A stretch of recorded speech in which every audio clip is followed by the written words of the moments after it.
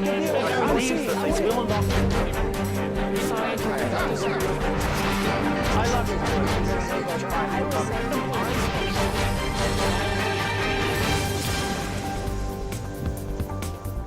Hello and welcome to CrossTalk, where all things are considered. I'm Peter Lavelle. Who's being aggressive? For the past few years, the drumbeat for a conflict with Russia has been building almost to the point of hysteria. Now there's talk of a war, including a nuclear war, that could destroy civilization. On this edition of CrossTalk, we ask who benefits from such dangerous talk.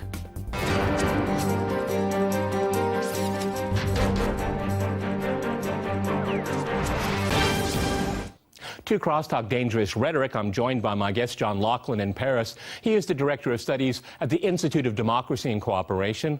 Also in Paris, we have Gardner. He is a director at the American University of Paris, as well as author of Crimea, Global Rivalry, and Vengeance of History, as well as NATO expansion and U.S. strategy in Asia. And in Washington, we cross to Nebojsa Malic. He is a foreign affairs columnist and a news writer for RT America. All right, gentlemen, CrossTalk rules in effect. That means you can jump in anytime you want, and I very much encourage it. John Laughland, if I can go to you right now, are Western publics being prepared for the inevitable conflict with Russia? Because, you know, just a cursory review of Western media, you would get that idea. Go ahead, John. Well, this week, the former Deputy Supreme Commander of NATO, the British General Sir Richard Shirreff, published a book called 2017, War with Russia, in which he explains how he thinks that NATO might be headed for a nuclear conflict with Russia. And in the preface to this book, the preface is written by a former Supreme Commander of NATO. The former Supreme Commander of NATO quotes the head of the American Army and the Chief of Staff of the American forces, of all the American armed forces, also saying exactly the same thing. So you have four very senior American, British, NATO generals saying in all seriousness that they think that the chief geostrategic enemy of the United States and of the West in general is Russia, that Russia represents a threat, and that only NATO's strength can counter this threat. My view is that these people are crazy, that they are completely disconnected from reality, that they have a very high opinion of themselves, which is certainly not justified, that they are just as much influenced by CNN and BBC, as General Shirreff himself admits in his own book, as anyone else. But I must say that even in spite of all that, I find it difficult to think that they would actually, as it were, press the button. I think instead that these people are lobbying for the institutional self-interest of NATO and of military structures. I don't think, although NATO, of course, has waged wars, it's only waged wars so far against states that can't defend themselves. It doesn't like to pick on people of its own size. That's true. And so my view is that ultimately this is it's a scam. It's a scam to increase defence spending, to justify their jobs, and to, of course, justify the existence of NATO itself. Okay, let's stay in Paris. Hall, if I can go to you. It's a scam. That's what John Laughland calls it here. What accounts for it? Because let's point out here, the book that John just mentioned, it is a work of fiction. It's not a scholarly work or anything like that. Go ahead, Hall, in Paris. Go ahead. It seems to me that we had during the Cold War, we had similar books of the Soviets invading Yugoslavia and starting World War III. And these are, I think, propaganda. And we know for a fact that some of the movies, The Hunt for Red October, was in fact created to boost the naval defense measures against the Soviet Union at that time. So this is a kind of replay of some of the Cold War things. But I want to make a qualification. While I don't see Russia as the threat, for example, when Turkey shot down the Russian plane, and this could have involved NATO and Russia in a more accidental manner. So my point is, it's not that we're preparing for war intentionally. It's just that the circumstances and the clash of interests that have occurred since NATO enlargement and now the Russian reaction in the Crimea and in supporting Assad in Syria is creating the circumstances of a very explosive situation.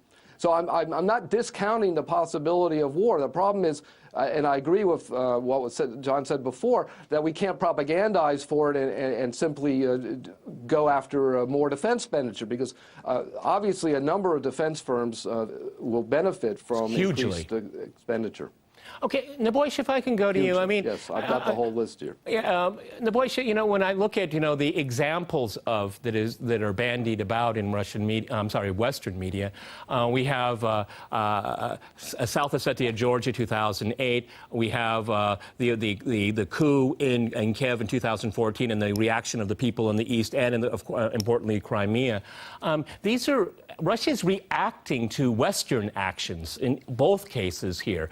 Why Latvia is the key to global security is a mystery to me. If you look at the demographics over the last 20 years in the Baltic republics, it's not Russians pushing them out. As a matter of fact, just the opposite. They're depopulating, they're leaving because neoliberal economic policies here. The Russians there, the last thing they want is a conflict. Go ahead, Nebojsa. Well, on one hand, my two colleagues are right. This is, in part, a defense racket, a military industry racket, rather, because there's really no defense involved whatsoever. But on the other hand, we're also dealing with policymakers, and not just high-ranking generals, who live in this fantasy bubble that they've created, in which, you know, it's possible to have a limited nuclear war. They're wargaming all these possibilities, just like the British and the German generals did on the eve of World War I. And of course, the cruel reality of it was far bloodier and apocalyptic than they could ever imagine. So obviously, there's a very real danger of having these fantasists who are living in a virtual reality actually make policy, and we should all be alarmed about this. But everything that I've seen points to the fact that the Russian leadership is far more aware of the world's realities, and that Washington and its European satellites are the ones living in the clouds here. Okay, John, what bothers me, the danger is that there is a loose rhetoric coming out of Western capitals, retired generals. But if a plane or a ship starts buzzing your border, you have to react. I mean, if Russia had tried to put a base in Canada or Cuba or Mexico, the United States would go to war immediately. I mean, they wouldn't even let it happen here. And they're going all the way up to the Russian border and saying Russia is being aggressive. How can that possibly be logically true? Yeah, well, I mean, you've probably seen the cartoon, Peter, which shows a map of the world and says, look how, and shows NATO bases all over it and says, look how aggressive Russia is. It's put its country right next to our bases. Yes. Oh, that's basically that's the view of these people.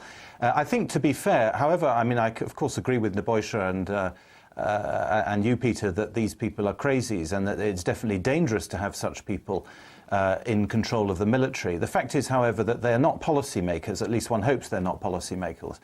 People like General Breedlove and so on, who's one of the most extreme of such hawks, and whose name, of course, quite rightly reminds us of Dr. Strangelove. He's the Supreme Commander of NATO. He is, at least as far as we know, not making policy. The policy situation is a little bit more reassuring. Of course, the rhetoric is very aggressive and very anti-Russian. Russia is always portrayed as guilty of everything. As you say, Peter, in your question, Russia has in fact been reacting to things in these key conflicts in Georgia and in Ukraine, whereas, of course, the West presents it as having been proactive. But the fact is that there are all that those people are talking about, policymakers, prime ministers and so on, are sanctions. And even on that, and even on the general mood music, there is a slight change of emphasis. There's been a slight change of emphasis specifically after the turning of the tide in Syria. John Kerry, as you know, was in Moscow not so long ago, about a month ago, and all he could say was cooperation, cooperation, cooperation. So the mood music had definitely changed. Of course, they're keeping the sanctions in place, but the political leadership is on a is not singing, thank goodness, from the same hymn sheet as the military. Okay, Hall, I mean, one of the things that I find rather odd is that with the rhetoric, particularly coming out of Washington, about a possible nuclear exchange in Europe, I mean, really, it's the Europeans that end up being the biggest losers in all this, and probably a lot of Russians here. I mean, I find it bewildering that we've forgotten what it was like during the Cold War, because when a retired general, okay, it is a fiction, but talks about a nuclear exchange, I mean, this is apocalyptic. I mean, have Western audiences forgotten about just how bad it can get? Nebojsa is absolutely right. These war games before World War I, no one had any idea of what kind of apocalypse that it would create, the First World War here. I mean, I'm just wondering, what's the sense of proportion here? Go ahead, Hall. Well, I totally agree with the World War I analogy. I just wrote a book on that, The Failure to Prevent World War I, which is precisely what's happening now. If you look at the Syria crisis, that's very similar to the Morocco crisis, which was one of the precedents to World War I. But to get to your deeper question there, the fact of the matter is we've got these tactical nuclear weapons on both sides that need to be reduced substantially or destroyed altogether. And that there's been no steps besides destroyed altogether. Obama, who came to office promising to engage in significant nuclear arms reductions, hasn't succeeded at all. And this is what worries me. While I agree the military are not the policymakers, our policymakers haven't come up with a really sound negotiations. We should be negotiating directly with Russia on all the issues that concern us. And the NATO-Russia Council had only met back in April on this, and it plans to meet in July, I believe. So this is, in my view, is too slow. We should be moving on this much faster. I'm glad you brought up that meeting, because the Russians weren't even informed of it. It was announced publicly, and they weren't even told that they were supposed to show up. The amount of disrespect is just galling to me. Nebojsa, one of the things for me is that when you have NATO, moving battalions closer and closer to Russia, to its border, it's a sign of weakness. It's not a sign of strength, because they see the alliance losing its vitality. Western Europeans don't believe in this anymore, the definition of self-defense here, because they don't see Russia as an aggressor. Go ahead. Well, NATO's been in search of purpose for decades, ever since the end of the Cold War and the great wave of expansion following the end of the Cold War has been a betrayal of every single promise ever made in the negotiations that ended the Cold War. But one of the things that I'm more concerned about here is that it's not just a lack of negotiations. It's not just a lack of abolishing nuclear weapons. We have a very aggressive posture, not just moving land battalions, those paratroopers and tanks. Even the wargamers in Washington are fairly resigned to the fact that in case of an actual war, they would be obliterated within hours. What's more worrying is the deployment of the so-called missile defense system that doesn't necessarily work. My friend, I have to interrupt you. We have to go to a break, and after that break, we'll continue our discussion on who is the aggressor. Stay with RT.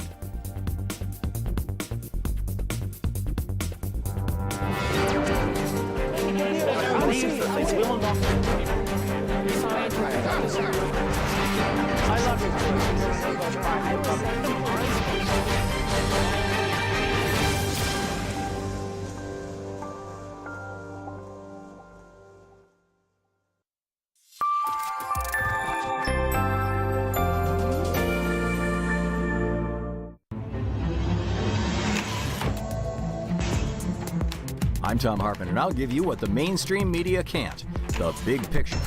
There's been no charges filed.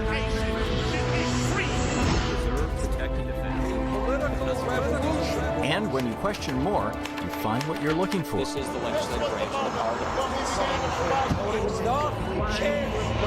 We'll go deeper, investigate, and debate, all so you can get the big picture. Children are the most vulnerable when it comes to chemical products. Children should not be forced to give away some of their brain functions just because we enjoy some benefits from using pesticide. In the great democracy game, the chemical industry is the winner. Do the voters have the right to regulate in this area? We believe that they do. This is not a county area. It is for the state or the federal government. In the great toxic game, will children always be on the losing side? Corporations have more importance in their world than we, the people, and the children.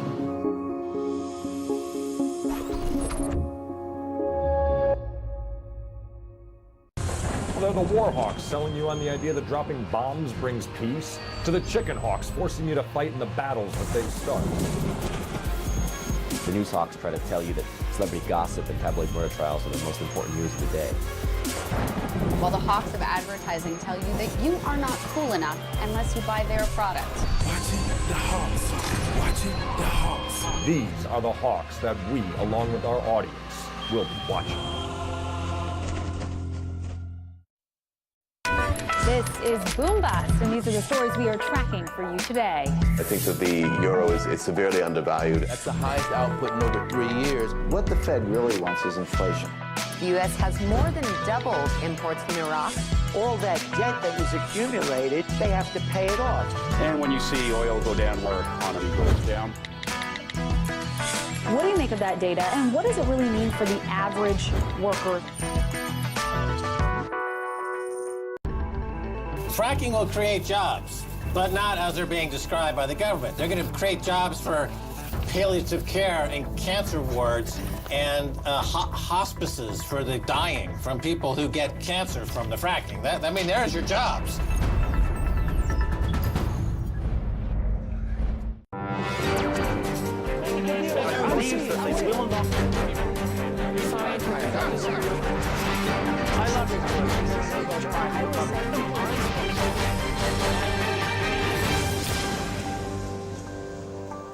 Welcome back to CrossTalk, where all things are considered. I'm Peter Lavelle. To remind you, we're discussing the possibility of a NATO-Russia conflict.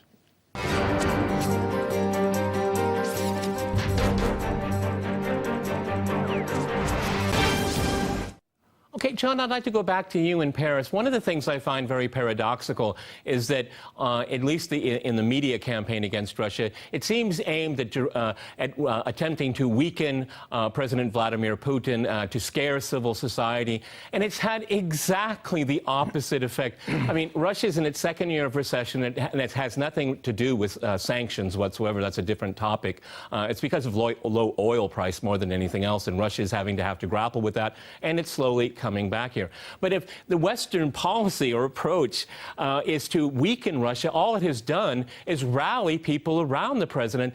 I mean, there's a public opinion poll agency, Levada here, no friend of Putin or the Kremlin, and he gives him he's in the 80 percentiles. I mean, do these people understand that Russians listen very carefully? You don't have to filter it. You don't even have to translate it sometimes. Just put it on and people say, my goodness, what are they thinking? Go ahead, John. Yeah, well, I mean, there's a very big disconnect, isn't there? A big asymmetrical imbalance between the amount of information that the average Russian has access to through the widespread knowledge of foreign language by Russians who can easily look at English language or French language or German language media and see what's being said, and of course compare it with their own. The imbalance lies in the fact that very few people in the West speak Russian and don't make the same comparison. I think that what you've pointed out a very important paradox, that this demonization of Putin and Russia and so on is clearly failing to encourage the famous non-existent liberal opposition in Russia. What I find very striking as well about the hatred of Russia, not just in the security area, but in social issues as well, is the way that the presentation of Russia as an authoritarian and backward state, you know, which allows Christianity to have a big role in public life and which defends things, at least verbally, like the family and so on, and the nation and tradition and history. That denunciation, of course, goes to the very heart of the way that the West sees itself, not just the European Union. We all know about the European Union's love of postmodern social values, but the United States as well. And indeed, to that extent, the West is trying to constitute itself. The two sides of the Atlantic are trying and largely succeeding, I think, unfortunately, constituting themselves as a haven of postmodern values, you know, where everything is blurred, where gender is blurred and all the rest of it, and where, of course, you know, human rights are the only reference point. That is the really big, if you like, ideological apart from, in other words, not to you know, to leave the geopolitics to one side for a moment. That's the really ideological battleground, I think, now between the West and Russia. John, I absolutely agree with you. I mean, this whole debate about transgender toilets for children is just mystifying. We translate it in perfect Russian, and people are saying, huh? What are you talking about? I mean, there is a civilizational split here, and it's getting further and further. And I personally wish Russian liberals would stop loving the West, and because there's not much there to be found. We're going a little far afield here. Hall, if I can go to you, one of the things that I find, just as an example, because Western media never gives examples. They just say it's bad, Russia is aggressive, but they really don't go down into the second and third or fourth paragraph or levels in trying to talk about it. Like the Minsk accord, to the ceasefire in Ukraine. And I hear State Department officials all the time that Russia hasn't complied with it. Has anybody in the State Department read the thing? Because Russia's name isn't even mentioned in it once, but you would never learn that from Western media. This is the kind of tsunami that the Russian government has to react to, because, I mean, even the most basic facts are not discussed here. Go ahead.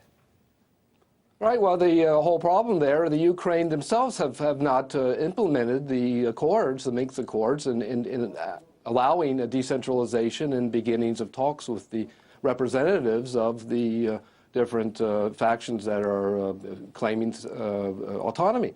So as long as that isn't brought out in the Western media, there's a big blurry area where it's easy to point the finger at Moscow without looking at the whole picture. Okay, Hall, if I could, I think in general, but if I could stay with you, I mean, don't you think, to give a sense of proportion here, don't you think that if the Poroshenko government doesn't implement what European leaders have negotiated, including Russia, don't you think his government should be sanctioned by the West? I mean, the United States and its allies love to sanction countries all over the world for being naughty, okay? So why doesn't the White House and the State Department say, well, why don't you do your part of the agreement to end this conflict permanently? But that's never happened. Do you think it will ever happen?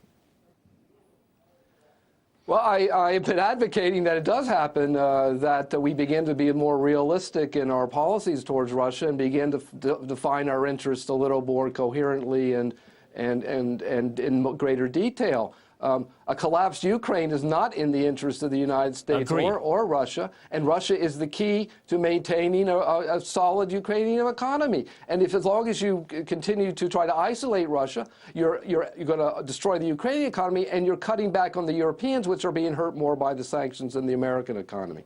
So this has got to be part. You meaning the American leadership has to start thinking in more realistic terms about how our policies are actually implemented and how they're affecting the situation. That's a very fair point. Nebojsa, if I can go to you, do you think they even care, though? I agree with what Hall just said there. That's rational and it's realistic. But, you know, do you think anybody in the State Department, people like Victoria Nuland, do you think they really care about the condition of the Ukrainian people and the Ukrainian economy? I don't think so whatsoever. As a matter of fact, the worse the better. That's their game plan, and that's a very dangerous one. Well, the current crop of people at the State Department pretty much embody the paradigm of the 1990s when dealing with Yugoslavia. So the U.S. and NATO clients can do no wrong, and the designated enemy can do no right, and it doesn't matter. You know, you won't hear people here discussing what would happen if Russia set up a base in Canada, because everything Russia does is wrong. Defending itself, attacking others, whatever. Everything is wrong. Russia can absolutely do no right ever, period, end of story. Newland's husband, Robert Kagan, just co-authored a study of, you know, how America should position itself going forward, and it's more imperialism, more wars, more military spending, more. It's doubling down on everything. I mean, this is madness. Okay. And however, people here are running scared because nobody knows what's going to happen in November, and nobody knows whether it's going to be politics as usual or if the entire rotten swamp of Washington is going to be drained. Okay. You said that there was a study that Kagan wrote a study. No, it wasn't a study. It was a propaganda rag. Okay, John, if I can go to you. You know, you live in Paris, and Paris has been a victim of terrorist attacks recently. Can you explain to our audience why Russia is a threat and not terrorism and uncontrolled immigration? Because that's second, third, fourth, whatever in the, the hierarchy, which I find madness, okay? Because this is the real scourge that is affecting Europe. But no, they point to Moscow. Can you explain that? Of course I can't explain it. I think it's completely ridiculous. But I can answer your question, which is to say that, as you very well know, and as all the viewers know, immigration has been pushed very firmly off the respectable political agenda now for decades. The situation might be changing a little bit, but it's basically taboo to say you don't want immigration. And more importantly, I mean, I'd like to sort of develop really this point that we made at the beginning about institutional self-interest and the point I made about civilizational and social values. We have to understand that this Russia baiting. It serves a number of very important purposes. I mentioned the self-interest of NATO, but it's the self-institutional interest of the West in general, of the European Union, which of course always seeks more centralization, more power for Brussels, and of course for the Atlantic community, which is also trying to grow closer through things like the Transatlantic Trade Pact. You know, in 1812, when Napoleon invaded Russia, he wrote to his chief of police, Joseph Fouché, that the purpose of his war against Russia was to unite Europe. The purpose of the war against Russia was to unite Europe. And frankly, that is the issue still today. The purpose of this constant Russia baiting is to unite not just Europe, but also Europe and America, to unite them politically, culturally, militarily, of course, and economically. Oh, but that's not working. I mean, if you look at the Poles and the Hungarians, as much as you may disagree with their current governments, and I do, but I do think it's fair to have on the agenda immigration, and they're being browbeat by Brussels for even having that conversation. Hungary is the only country in the European Union actually to call a referendum on it, and Washington is always calling about democracy. Well, if you like the Hungarian government or not, they're having a democratic vote on it, okay? And the reason why I'm mentioning it is I absolutely agree with John. But I don't think, you know, Russia is a way to unite Europe. I think Europe is so divided beyond that it's just a cover. And if you look at public opinion in Europe, it doesn't reflect the attitudes of the elites when it comes to Russia. Go ahead, Hall in Paris. Yeah, I just want to make a point that not only Napoleon, but Karl Marx, during his commentary on the Crimean War, also saw Europe aligning against Russia and actually advocated an alignment of Europe against Russia at the time of the Crimean War. So this has been a recurrent theme in historical terms, and I think a very dangerous one in the contemporary setting.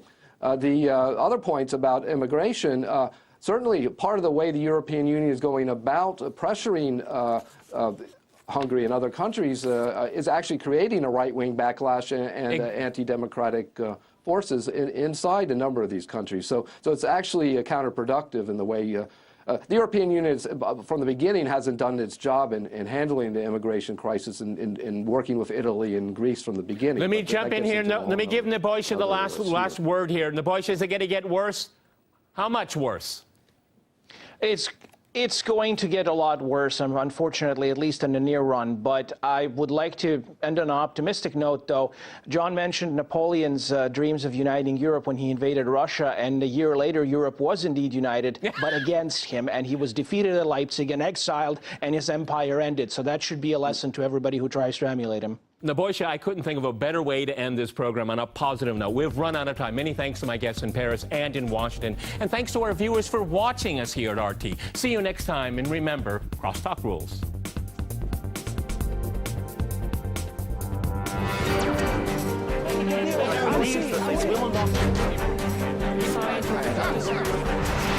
I love you.